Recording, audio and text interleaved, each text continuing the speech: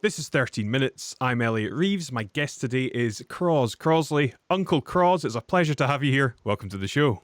Thanks for having me. Looking It's a forward to it. pleasure. Very much so, yeah. Few teething problems getting into this one, but we got there in the end. Yeah. Well, that's the trouble with you. See, it's an age thing, Elliot. I don't think it is. I don't think it's the technology's fault. I think Yeah. it's acting up. It's acting up. Yeah. How's things with you, Croz? Anyway, we're in.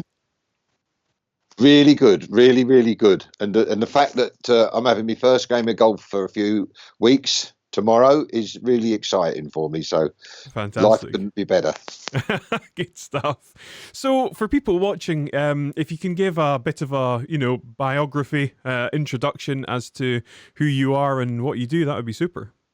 Right. Well, Croz Crossley, and I'm the mindset master. And I took that title on a little while ago because for 30 years I've been working with businesses and individuals to explain how powerful their mind is.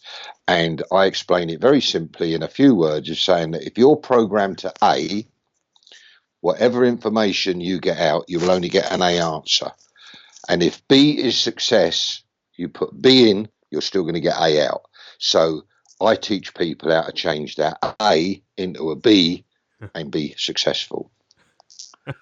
I love that. You're so good at explaining kind of deep concepts and tricky things in plain English. Yeah. Well, it helps if you start off with you're an idiot, you can always make it idiot proof. Oh, excellent. So how have you been finding everything that's happening in the world just now in the whole lockdown situation? Well, like everybody else, I'm finding it history, and all we can actually do is just follow the instructions. But the trouble is, talking of idiots, it's very difficult to understand what the instructions are just lately. I mean, even a simple thing like the golf, obviously the rules been made by someone who hasn't ever played golf. Because, with they're saying you can only play two together. Well, on a golf course, you're very, very rarely side by side anyway. Yeah. So, all the instructions, they've increased the time between each player. So you've got a two ball going off with 15 minutes in between. So the other people are going to be two holes ahead of you by the time, so silly little things like that, which if you've got to follow instructions, they've got to make sense, Mm-hmm. And that I think that's a bit of the problem at the moment. Go out, but stay in. Mm-hmm. Don't go to work from home, but go to work. Wash your hands. You can get in a car with someone if you leave the windows open, but you can't sit next to them on a park bench. So there's one or two things that are confusing me, but altogether, I don't really sort of get too involved, Yeah. Yeah, I'm with you on that.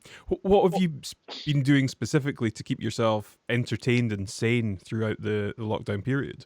Well, I've become a rummy cub expert along with my wife, playing a bit of Scrabble in the evenings. But fortunately, I did work from home a lot anyway, where I do my coaching all over the world online, which always never ceases to amaze me that, the facilities that we've got today, walking regularly, and have been very, very busy with people that are confused and getting anxious and a little bit stressed over the situation. So, that's something that has kept me busy. But listen, life goes on. I'm very happy. Always, wherever I am, I try and make the best of it. So that's what I'm doing at the moment. Yeah. How much attention do you tend to pay to the mainstream media? If I said on a scale of 1 to 100, 1. Right. The thing is, listen, there is nothing new, and this is a great thing for your viewers. If you ever want to get any media coverage, right, something like this, everyone's recording a song or digging a hole or walking around their garden or doing something, that it's so easy to get media coverage. Just do something that's. I mean, I was talking to a young lady this morning who does balloon modelling, but she does giant sculptures in balloons. I said, do a balloon sculpture of Boris Johnson, 8 foot high, and I guarantee you'll be on the news tomorrow night. That's how simple it is. That's how starved they are of news. Yeah, it's true. It's true. Have you got any plans to do anything like that? Well, I don't. I get enough. And the thing is, I've told everyone this morning, golf's back on the agenda. So that means that they've all got to fit in around the golf. During the shutdown, everyone's had free reign. Oh, can I see you in the afternoon? Can I do this? Can I do? Yeah. But now, golf has got its perfect place back in my agenda, which is, the way I try and plan things. Yes. Yeah. Good stuff. So, in what way do you think the world, as a collective, might start to change on the back of what's happening now? Well, so many things are going to change. It's just unbelievable. I mean, your high streets at it, restaurants, that people are now discovering the fact of eating at home and doing all the bits and pieces, which is, the instant, the takeaway thing, I suppose, will keep going. But I think restaurants are going to struggle. Pubs are going to struggle. The high street, I think, has had it. The unfortunate thing is, another thing that doesn't make any sense, Elliot. I can go into a shop, a hardware shop that sells food, and they can sell hardware. But a hardware shop that don't sell food can't open. Now, those things, they just... So the people that have been trying to keep their businesses alive and what have you, they've been pinned to the ground. Garden centres, right? They've been told they can open this week in England. I don't know what's happening up in Scotland, but they've been told they can open here. But none of it is making any sense, because my take on this is, and there's a load of different theories, that, look, the thing exists, but unless you allow it to take its course, is the cure worse than the disease? What is going to be the effect of what they've done, right? And listen, not conspiracy theory, but listen, they never say people have died of coronavirus. They've said they died with coronavirus, right? Now, that's a false figure, because you could say that someone's died of a heart attack, but they had the coronavirus strain, so they died with coronavirus. So the figures are all up in the air.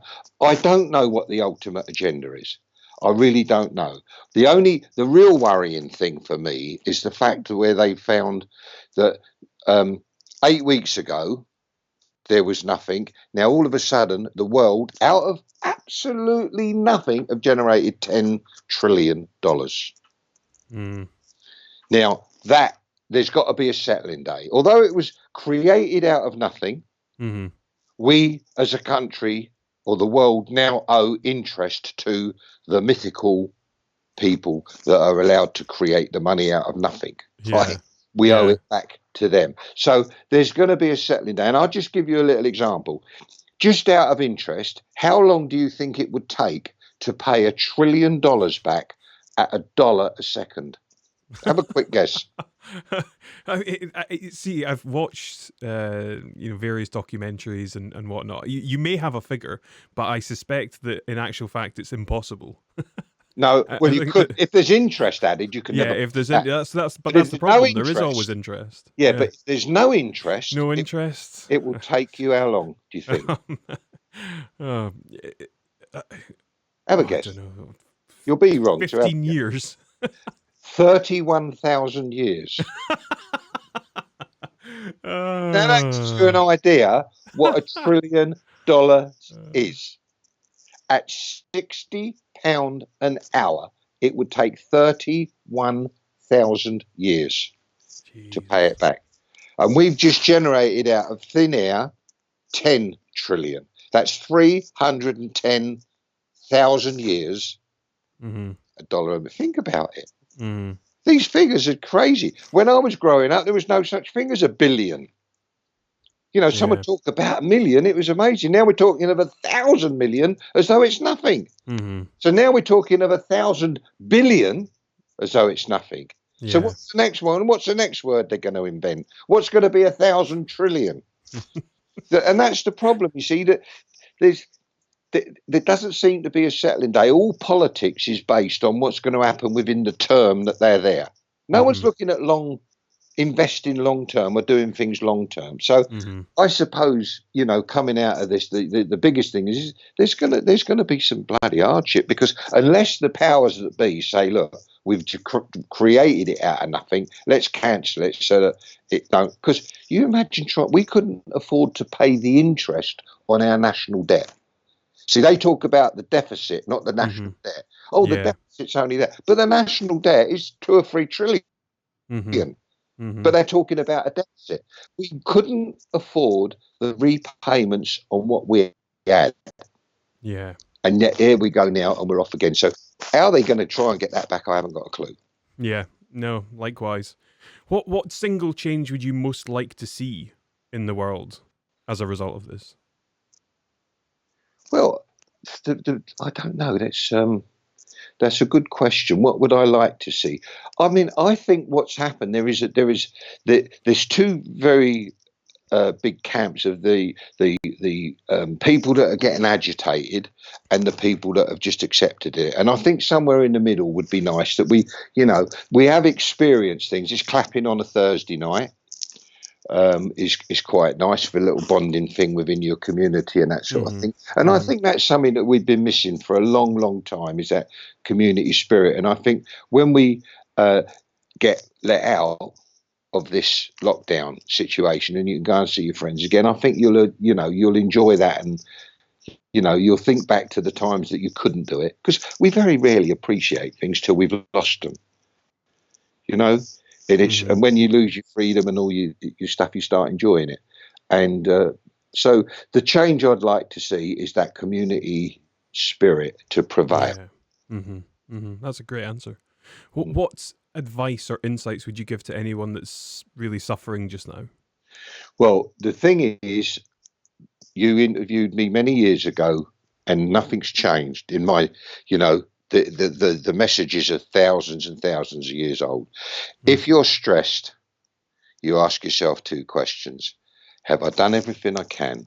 Is there anything else I can do? And if you answer yes and no to those two questions, stop worrying about it, because the problem is in your head.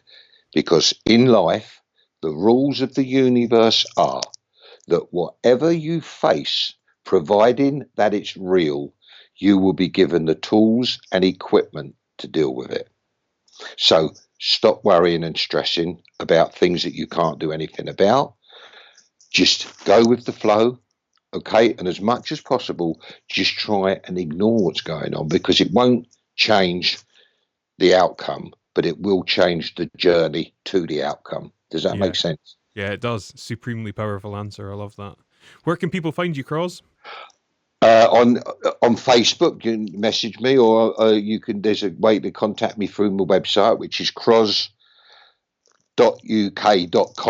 There's a big website. There's a way to contact through there. And if anyone wants to have a day with me, well, it's about 4 hours really, but I've got a workshop on the 28th of May, and perhaps you might be able to put that somewhere so they can get hold of it. Course. And that is my lovely workshop I've been doing for a long, long time, but it changes all the time with off the wall type stuff, and good little bit of value. Obviously, without the expenses, it's very cheap. It works out about under £100 for a complete workshop, which is phenomenal. And as always, Elliot, if they don't like it and you genuinely don't like it, let me know and have your money back. So you ain't even got any travelling expenses or anything now. So that would be good for some of them, all right? Perfect. Well, Croz, thank you so much for your time today. It's been, as always, an absolute pleasure chatting with you. And please look after yourself, and we'll speak again soon, I'm sure. I will do. Thanks a lot, Elliot. Cheers, Croz. Much obliged.